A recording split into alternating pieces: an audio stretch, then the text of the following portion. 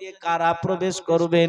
রাসূল কারীম সাল্লাল্লাহু আলাইহি ওয়াসাল্লাম বলেন ফিল জান্নাতি সামানিয়াতু আবওয়াব মিনহা বাবুন ইউসাম্মার রায়্যান।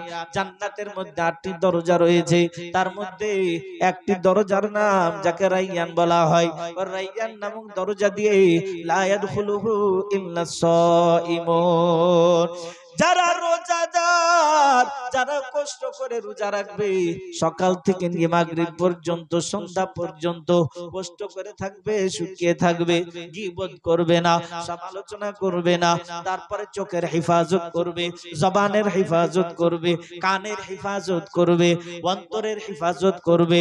এইরকম ভাবে তাকওয়াওয়ালা রোজা রাখার পর তাকে জান্নাতের যে কোনো দরজা দিয়ে প্রবেশ করার অনুমতি দিবে। প্রথম নাম্বার 5 ওয়াক্ত নামাজ, দ্বিতীয় নাম্বার ওয়াসামা শাহরাহা, রমজান মাসে রোজা রাখতে হবে। তৃতীয় নাম্বার রাসূল কারীম সাল্লাল্লাহু আলাইহি ওয়াসাল্লাম বলেন ওয়া আতাআত যাওজাহা, যে মহিলারা স্বামীকে মেনে চলবে। আজকে আমাদের মধ্যে অনেক মা বোনকে দেখতে পাওয়া যায় নামাজ পড়ে, রোজা রাখে, দান খায়রাতও করে, পর্দার সঙ্গেও থাকে, কিন্তু স্বামীকে মেনে চলে না, স্বামীর সঙ্গে তর্ক বিতর্ক করে, স্বামীকে সম্মান করে না।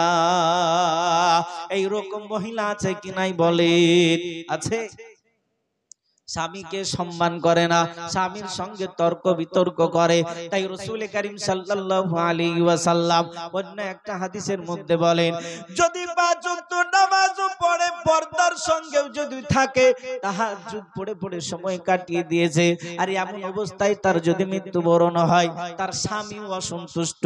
রাসূল কারীম সাল্লাল্লাহু আলাইহি ওয়াসাল্লাম বলেন, স্বামী অসন্তুষ্ট থাকা অবস্থায় যদি বিবি মারা যায়, সেই বিবি সুজা জাহান্নামে যাবে। তাই মা ও বোনেদের বলবো 4টি কাজ করবেন। তৃতীয় নাম্বার ওয়া তাআজ যাওজাহা, স্বামীকে মেনে চলবেন। 4 নাম্বার ওয়া আহসানাত